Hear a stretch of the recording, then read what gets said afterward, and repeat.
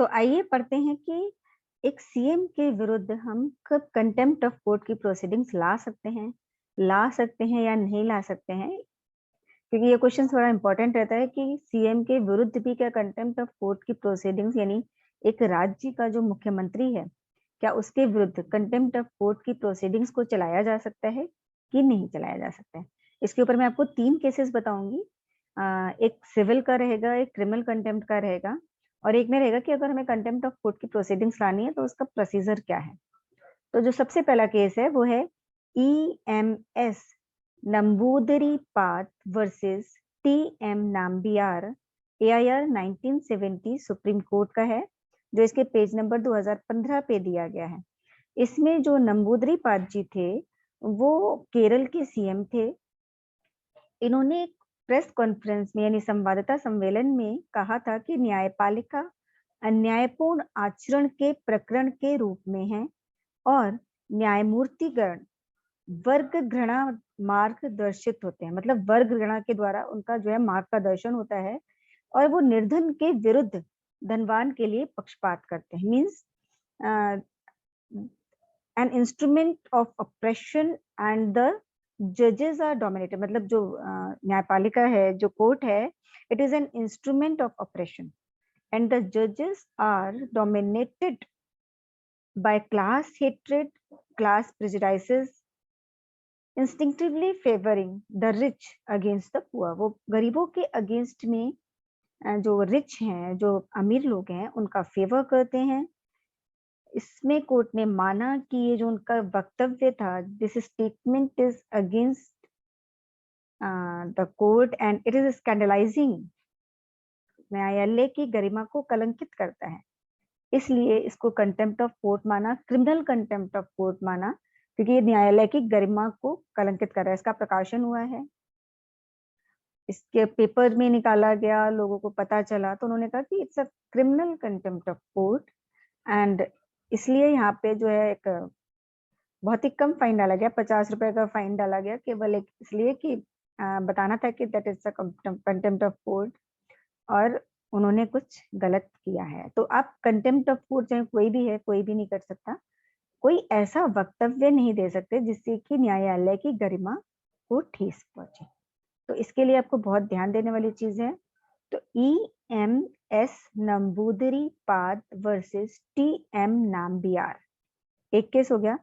जो second case है that is Mohammad Aslam versus union of India, AIR 1995 supreme court. ये बाबरी मस्जिद केस के नाम से भी रहता है या कल्याण सिंह केस के नाम से भी जाना जाता है।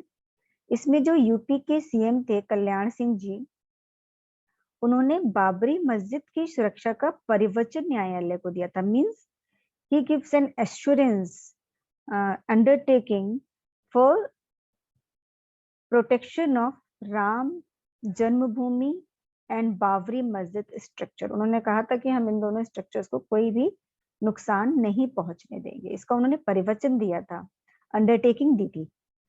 बट उन्होंने इसका उल्लंघन किया और कोर्ट ने इसका विलफुल डिसोबीडियंस पाया और उनको दोषी करार दिया। इट इज अ जानबूझकर इस परिवचन का जो उन्होंने अंडरटेकिंग दी थी, जो एश्योरेंस दिया था, उसको उन्होंने भंग किया है, तो इसलिए उसका इन्हें दोषी पाया गया। इस और उन्हें 1 दिन का कारावास और 2000 रुपए का जुर्माना उन पे डाला गया। तो इस तरह से कोई भी सीएम अगर कंटेम्प्ट ऑफ कोर्ट कर रहा है तो उसके खिलाफ कंटेम्प्ट ऑफ कोर्ट की प्रोसीडिंग्स लाई जा सकती हैं। जो थर्ड केस है वो है AV Amarnath versus SD Kumaraswamy का। ये AIR 2007 का है और ये कर्नाटका हाईकोर्ट का है। इसमें भी कर्नाटका हाईकोर्ट में वहाँ के सीएम के विरुद्ध एक कंटेम्प्ट ऑफ कोर्ट की प्रोसीडिंग्स गई थी कि उन्होंने कुछ बोला है, हालांकि कोर्ट ने वो नहीं पाया, एक्चुअली वो पेपर में प्रकाशित था, तो कोर्ट ने कह दिया कि नहीं, पेपर की जो प्रकाशन होता है that is not very authentic, तो इसलिए उसको उन्होंने कंटेम्प्ट ऑफ कोर्ट नहीं माना। लेकिन इसमें बहुत इंपॉर्टेंट जो उन्होंने कंटेम्प्ट ऑफ कोर्ट से रिलेटेड है वो जजमेंट दिया है। एक्चुअली जो कंटेम्प्ट ऑफ कोर्ट का जो सेक्शन 15 है वो कहता है कि अगर हमें कोई भी कंटेम्प्ट ऑफ कोर्ट की प्रोसीडिंग्स को चालू करना है तो उसके लिए हमें एडवोकेट जनरल यानी महाधिवक्ता की परमिशन लेनी पड़ेगी, उसके बाद ही हम कंटेम्प्ट ऑफ कोर्ट की प्रोसीडिंग्स को चालू कर सकते हैं। तो क्योंकि यहाँ पे जो था कंटेम्प्ट ऑफ कोर्ट की प्रोसीडिंग्स को चालू करने के लिए जो महाधिवक्ता है उसकी परमिशन नहीं ली गई थी। तो जब परमिशन नहीं ली गई तो कोर्ट ने कह दिया कि दैट इज कंपल्सरी कि आप परमिशन को लेंगे। अगर परमिशन नहीं ली जाती है तो भी न्यायालय उसको सुओ मोटो चुन सकता है। मतलब पहले आप परमिशन के लिए अप्लाई करेंगे, अगर महाधिवक्ता परमिशन के लिए इनकार कर देता है तब कोर्ट सुओ मोटो भी उस केस को सुन सकती है, उसको इसका कॉग्निजेंस ले सकती है। तो यहाँ पे यही हुआ था, एडवोकेट जनरल ने मना कर दिया था, फिर हाई कोर्ट ने जो है उसका सुओ मोटो कॉग्निजेंस लिया था एंड दैट इज वैलिड। तो इसमें सुप्रीम कोर्ट ने कहा था it is well settled that the requirement of obtaining consent in writing of the Advocate General for making motion by any person is mandatory under section 15 of the act, that is Contempt of Court Act. But in the event of refusal of consent by the learned Advocate General, मतलब अगर Advocate General मना कर देता है consent देने के लिए, the court can take suo moto proceedings against the respondent. तो कोर्ट सुओ मोटो प्रोसीडिंग्स के लिए मतलब कार्यवाही कर सकता है, स्वयं भी कार्यवाही कर सकता है, किसी भी जो एक रेस्पोंडेंट है, जो दूसरी पार्टी है, उसके विरुद्ध कोर्ट सुओ मोटो भी प्रोसीडिंग्स चालू कर सकता है। तो दैट इज नॉट कंपल्सरी कि एडवोकेट जनरल की कंसेंट चाहिए चाहिए, इट इज जस्ट कि कंसेंट के लिए आप अप्लाई करोगे, इफ ही रिफ्यूज, अगर उसने कंसेंट दे दी तो केस चालू हो जाएगा, एंड इफ ही रिफ्यूज तो आपको क्या करना है कि आप सुओ मोटो भी कोर्ट जो है उसको देख सकता है।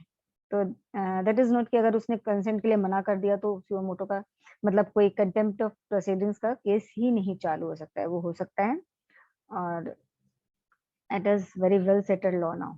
तो इस तरह से सीएम के खिलाफ भी केस लाया जा सकता है कंटेम्प्ट ऑफ कोर्ट का।